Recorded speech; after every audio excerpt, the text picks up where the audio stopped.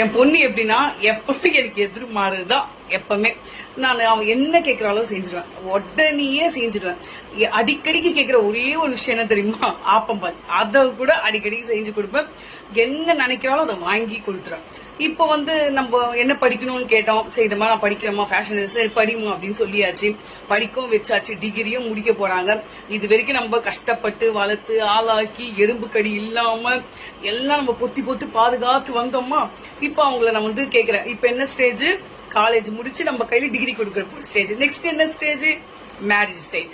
Okay சரி, இதுக்கப்புறம் நம்ம பேசணும் இல்லையா, சரி என்னம்மா நெக்ஸ்ட் லைஃப் எப்படிமா அப்படிங்கிட்டா, பயப்படாதம்மா, மை லைஃப் மை ரூல்ஸ். அப்படிங்க என்னது மை லைஃப் மை ரூல்ஸ், அதெல்லாம் கிடையாது. எங்க அம்மா என்ன சொன்னாங்க, நாங்க சொல்ற பிச்சு கடை நீ நல்லா இருக்கணும், அதே தான் நானும் சொல்றேன். நாங்க சொல்ற பிச்சு கடை நீ நல்லா இருப்ப. வாழ்த்துக்கள் தனலட்சுமி. ஒருத்தர் தான் வாங்க மை லைஃப்